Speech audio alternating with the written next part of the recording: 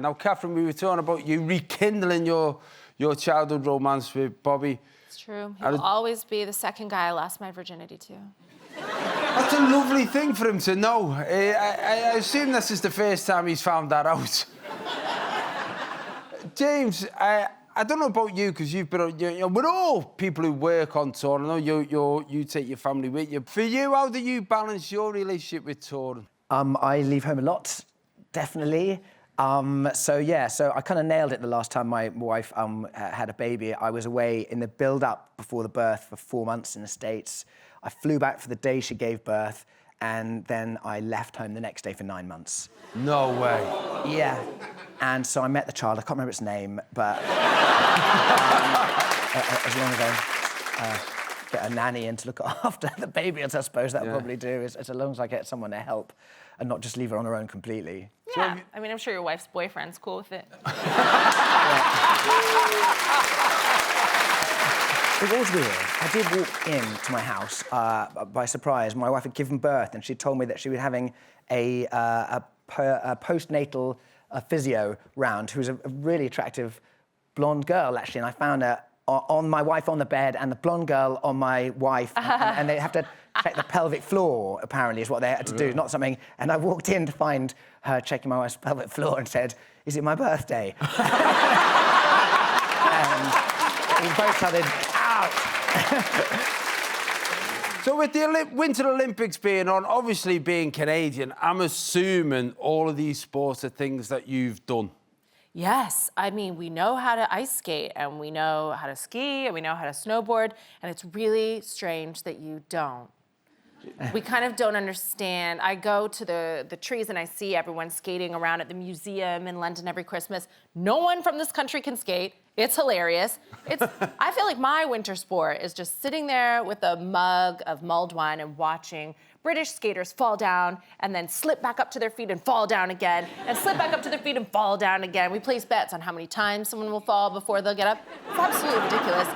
But what about you, James? Are you into your winter sports? I do. I mean, in the winter, actually, we live in Switzerland in a place called 𝗬𝗂𝗶𝗶𝗶, and my family are out there now while I'm on tour, and so we can ski.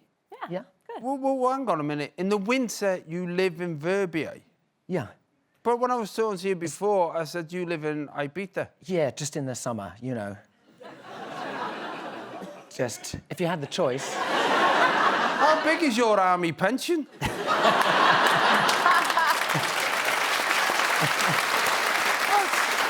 mean, what a life!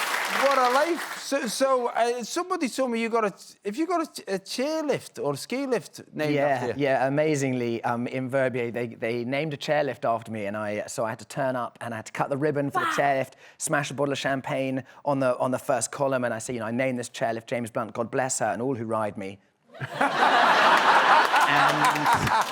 And next year, I'm installing a sound system, in fact, to only play my music, to hopefully keep the queues down.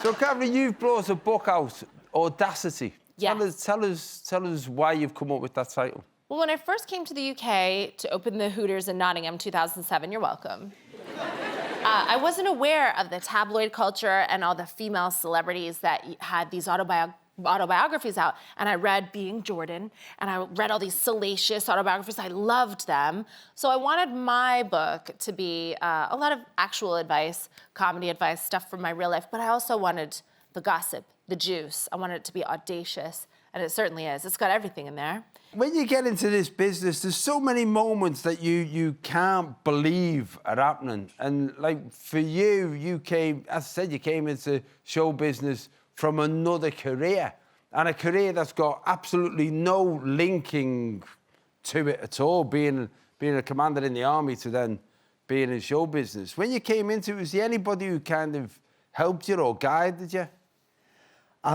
Well, I guess it's a really weird thing I've kind of discovered since then, is that we're always pigeonholed, aren't we, in so many ways?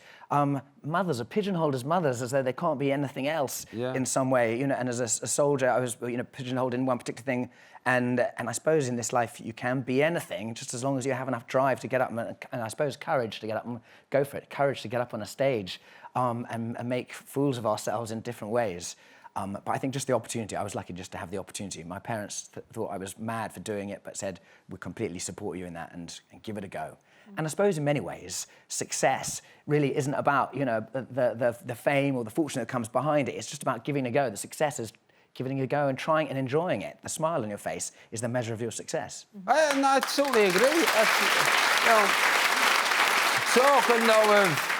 Talking about that transition of getting into show business and then having a drive and having a commitment, you've also got to be clever. And you've got this new album out, your Greatest Hits album, but also you've got a new single, Adrenaline, that you've put on your Greatest Hits album. That's backing yourself.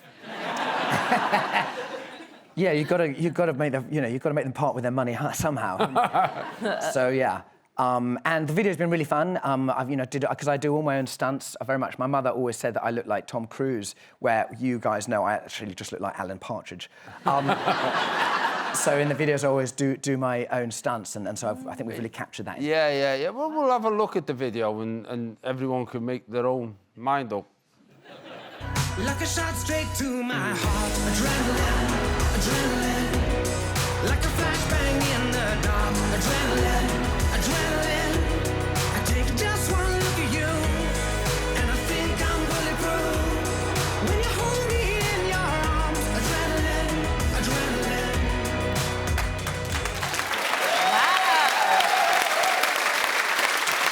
That was clearly you doing all your own stunts. I love that, because all of your references to adrenaline were actually, like, adrenaline things, whereas I think for people of, like, my age, you know, it would be... Adrenaline would be, I've had a cup of coffee after 8 o'clock at night. So, Katherine, you're on tour at the moment, you're on the road, but you're doing it with a baby. That's got to be different. It's really bad. I really felt like... Why would you do that? Why don't you just leave the child at home? I thought I was going to be this baby's dad, I'll be honest with you. I thought, I'm working. I'll leave the baby at home with my stay-at-home husband. He's retired, which is a fancy word for unemployed that I use. And no, I have to bring the baby everywhere. I spend 24 hours a day with it. It's not sustainable. And I felt like it was easier with my daughter. I was far more elastic then, like literally and figuratively. But it's quite tricky, and my heart just goes out to all working parents because I'd been out of the game so long, I forgot how difficult it was. But luckily, you know, Fred's got to see Ireland and Scotland and lots of Wales and all over the UK. But I mean, yeah, I'm knackered. I sleep maybe 4 hours a night. How's your daughter taking to it? She loves the baby. It's so wise to have a built-in babysitter. You know, have your children a decade apart, I say. And babies are shallow, so she's super symmetrical and youthful and beautiful looking. He just gazes at her, he loves her.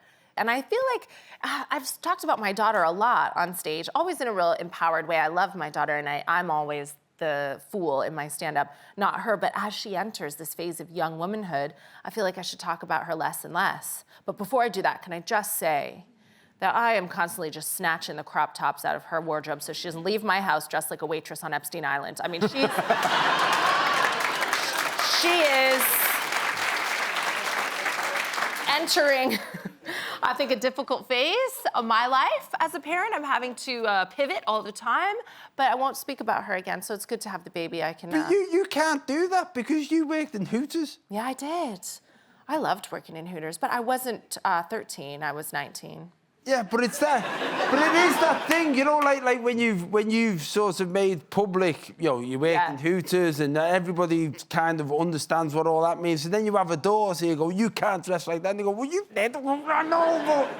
Do you know, not at 13. I feel like so connected to this generation. I feel so sad for them because I genuinely played with dolls. I played with dolls, and these girls, they have their phones, and it's all very high tech, and also they've been taken out of school for so long.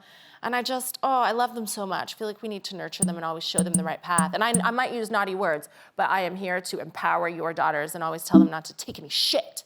Yeah, that's good.